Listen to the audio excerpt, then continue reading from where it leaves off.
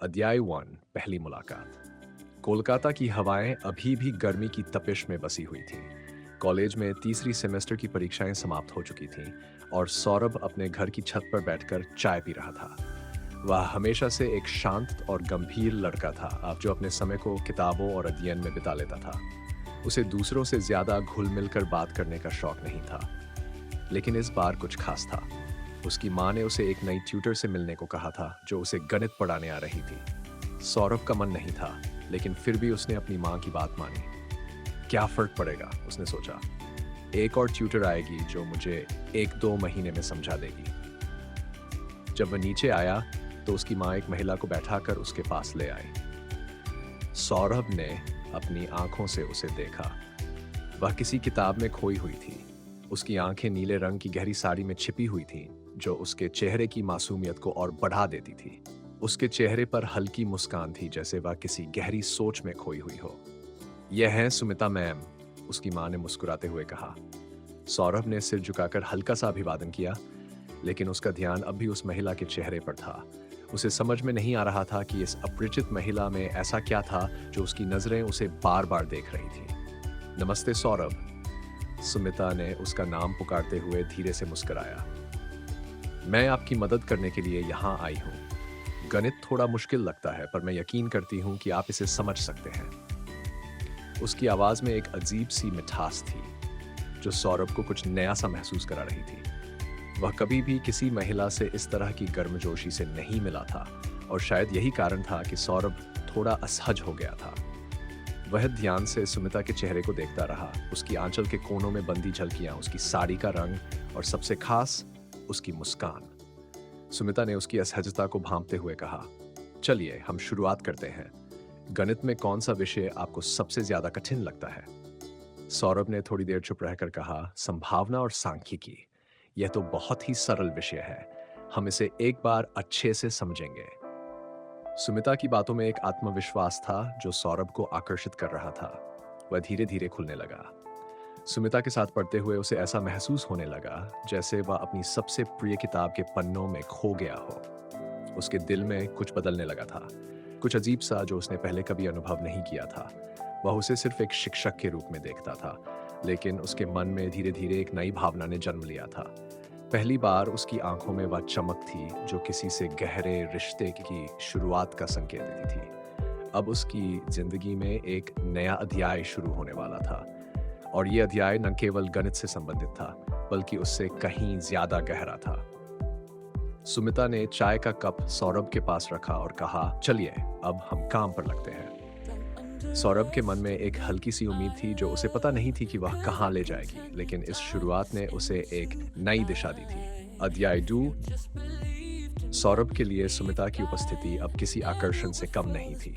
वह हर दिन उसकी क्लास के लिए बेसब्री से इंतजार करता था। गणित की किताबें अब सिर्फ एक जरिया नहीं रह गई थीं, बल्कि वो उसे सुमिता से मिलने का बहाना बन गई थी। उसकी आंखों में हर दिन एक नई उम्मीद और एक नई खोज की झलक होती। सुमिता के साथ हर दिन बिताने में कुछ खास था। उसकी बातें, उसकी मुस्कान, उसकी आवाज में एक ऐसी गर्माहट थी जो सौरभ को सुकून देती थी। वह कभी नहीं जानता था कि एक शिक्षक से बढ़कर कोई और रिश्ता विकसित हो सकता है, लेकिन उसकी मौजूदगी ने उस रिश्ते को एक नई दिशा दी। एक दिन सुमिता गणित के एक कठिन सवाल को समझा रही थी। वह अक्सर क्लास में व्यस्त रहती थी, लेकिन इस दिन कुछ अलग था। उसकी आंखों में एक छिपी सी परेशानी थी जो सौरभ ने देखी। क्या हुआ मैम? सौरभ ने उसकी आंखों में झांकते हुए पूछा। सुमिता ने हल्का सा मुस्कुराया, लेकिन उसकी मुस्कान में कुछ गहरी उदासी थी।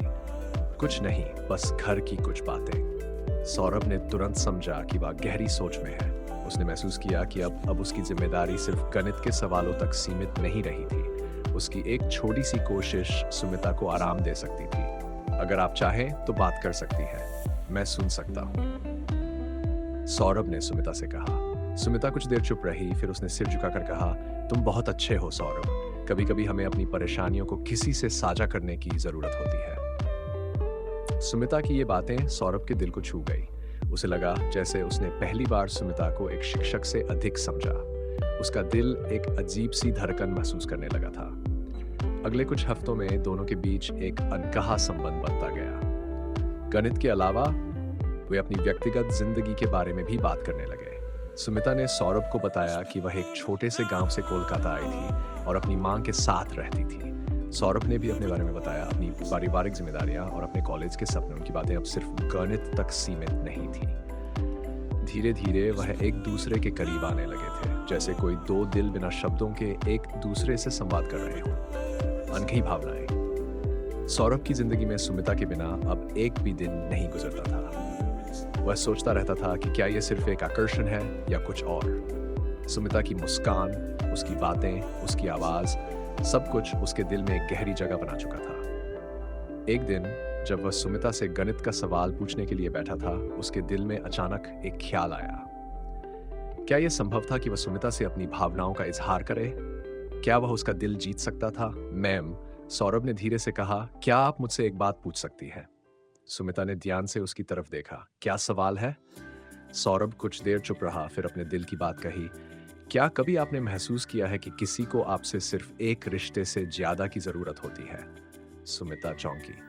उसने सौरभ की आंखों में झांका, जैसे वह किसी रहस्य को समझने की कोशिश कर रही हो। तुमने ये सवाल क्यों पूछा? सुमिता ने हल्के से मुस्कुराते हुए पूछा। सौरभ का दिल तेजी से धड़कने लगा। मुझे लगता है जैसे मैं आपके बिना अब कुछ भी अधूरा हूं। सुमिता ने उसकी बातों को सुना और फिर गहरी सांस ली। सौरभ, तुम बहुत अच्छे हो, लेकिन मैं तुम्हारा शिक्षक हूं। हमारे बीच एक सीमा है। यह सीमा तुम्हारे और मेरे रिश्ते को सही बनाए रखेगी। सौरभ के दिल में एक गहरी खाई सी महसूस हुई। वह समझ गया था कि सुमिता की भावनाएं अलग थी, लेकिन उसे अब भी उम्मीद थी कि समय के साथ कुछ बदल सकता है। अध्याय 4। बारिश की एक शाम, वर्षा की रात थी। सौरभ पर खड़ा था जब सुमिता का फोन आया। क्या तुम आ सकते हो? उसकी आवाज में कुछ अनकहा था। सौरभ ने तुरंत दरवाजा खोला और नीचे दौड़ते हुए सुमिता के घर पहुंच गया।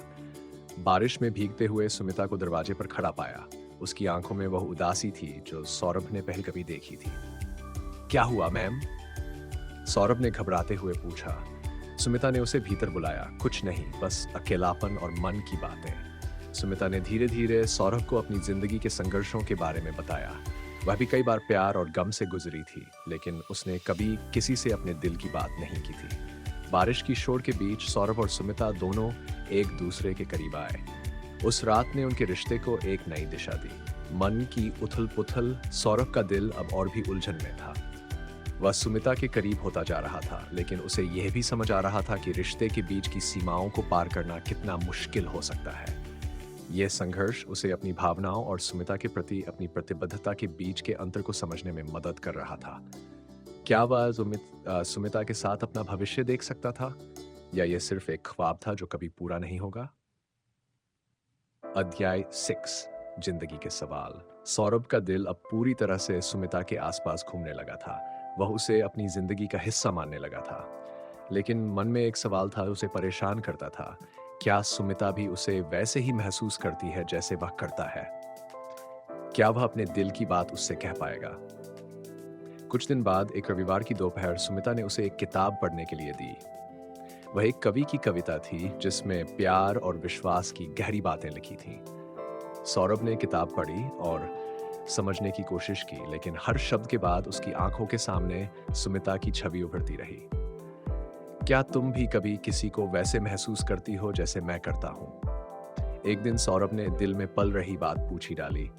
सुमिता ने उसकी आंखों में झांका और फिर धीरे से कहा, सौरभ, तुम बहुत अच्छे हो और तुमसे मैं बहुत स्नेह करती हूँ, लेकिन एक सीमा है जो हमें बनाए रखनी है। एक शिक्षक और छात्र के बीच एक पवित्र रिश्ता होता है, हम उस सीमा को पार नहीं कर सकते। यह सुनकर सौरभ के दिल में एक गहरी चुप सी हो गई। वह चाहता था कि सुमिता उसे समझे, लेकिन वह जानता था कि वह अपनी भावनाओं को खुलकर व्यक्त नहीं कर सकता था। फिर भी उसने उसे एक बार और मौका दिया। क्या तुम कभी इस रिश्ते को और आगे बढ़ाने का सोच पाओगी? सुमिता ने गहरी सांस ली।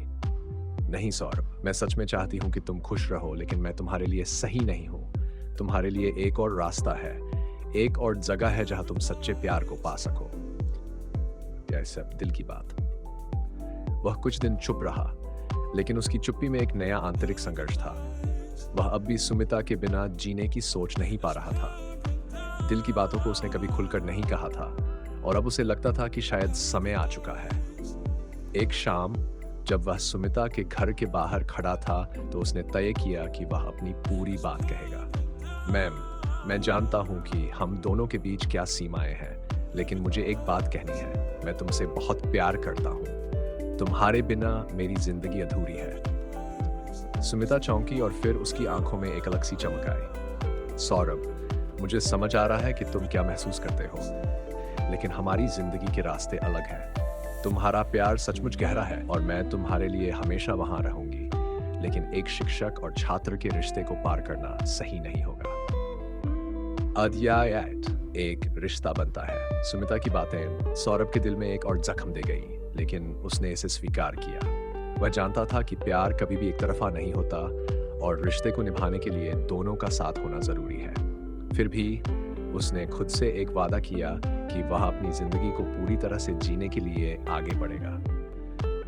कभी कभी समय आपको समझाता है कि सही समय में सब कुछ सही होता है, और सौरभ ने महसूस किया कि उसने सुमिता से जो कुछ भी सीखा था वह उसे आगे बढ़ने में मदद करेगा। कुछ हफ्तों बाद सुमिता ने उसे एक फोन कॉल किया। सौरभ, मैं चाहती हूँ कि तुम अपने रास्ते पर चलो। तुम एक बहुत अच्छे इंसान हो और तुम्हें अपनी जिंदगी में आगे बढ़ने की पूरी कोशिश करनी चाहिए। सौरभ ने धीरे से कहा, मैं समझता हूँ मैम। अध्याय 9, मंजिल या पिछड़ाव। सौरभ ने अपना ध्यान अब अपनी पढ़ाई और भविष्य पर लगा लिया था। वह सुमिता के बारे में कभी नहीं भूल पाया, लेकिन उसने खुद को इस विचार में डाल दिया था कि जीवन में कुछ चीजें हमारे नियंत्रण में नहीं होती। कुछ महीने बाद सुमिता ने उसे एक संदेश भेजा। सौरभ, तुमने जो बदलाव अपनी जिंदगी में किए हैं मुझे वह बहुत अच्छे लगते हैं। तुम अब वो लड़का नहीं हो जो कभी अकेला और भ्रमित था। मुझे गर्व है कि तुमने खुद को इस मुकाम तक पहुंचाया। सौरभ की आंखों में आंसू थे, लेकिन अब यह आंसू दुख के नहीं बल्कि संतोष के थे। अध्याय 10, कोलकाता की वो मोहब्बत था। सौरभ ने सुमिता से बिछड़ने के बाद अपनी जिंदगी में आगे बढ़ने का फैसला किया था। वह अब कोलकाता की गलियों में अकेला नहीं घूमता था। उसके पास सपने थे, उम्मीदें थीं, और सबसे जरूरी, उसने सीखा था कि प्यार सिर्फ पाने की चीज नहीं है, बल्कि उसे सही समय और स्थान पर समझने की भी जरूरत होती है।